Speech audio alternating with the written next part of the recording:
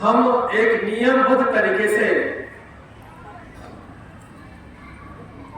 अपना जीवन जीते हैं और वह संविधान जिसने हम सभी को आपस में जोड़ा हुआ है और एक भारत देश के रूप में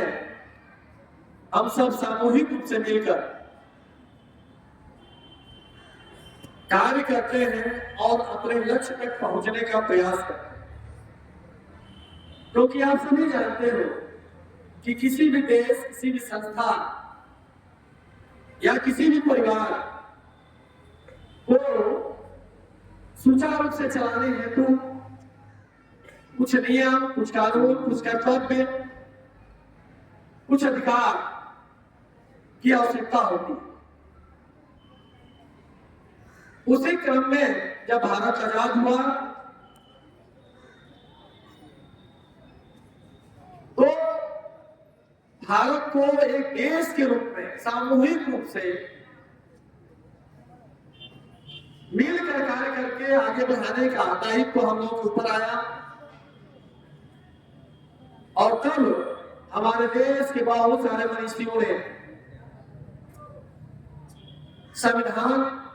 बनाने का बीड़ा उठाया। उसी क्रम में डॉक्टर राजेंद्र प्रसाद जी संविधान सभा के अध्यक्ष बनाए गए और अन्य सदस्यों द्वारा सभी लोग मिल करके, जिसमें विशेष रूप से भारत रत्न बाबा साहेब भीमराव अम्बेडकर जी का नाम लिया जाता है, जो प्रारूप समिति के अध्यक्ष थे। इसलिए उनका योगदान भी बढ़ चढ़ के हुआ संविधान निर्माण में और इसीलिए बहुत से लोग और भारत की सरकार भी उनको संविधान निर्माता के रूप में मानती है। आज संविधान दिवस है। संविधान दिवस पर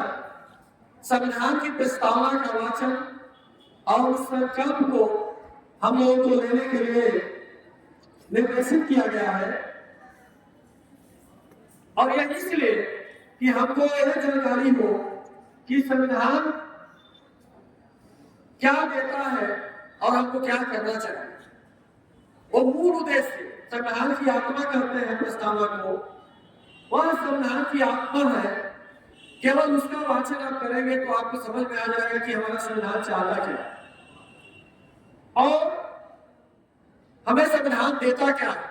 और हमें क्या करना चाहिए। तो मेरे साथ आप सभी संविधान की प्रस्तावना का वाचन करके संकल्प लेंगे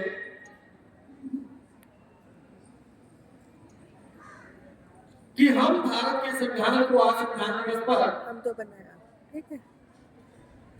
अंगीकृत करने हम भारत के लोग भारत को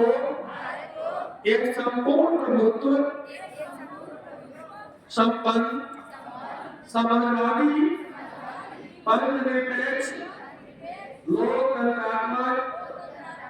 गणराज्य बनाने तथा उसके समस्त नागरिकों को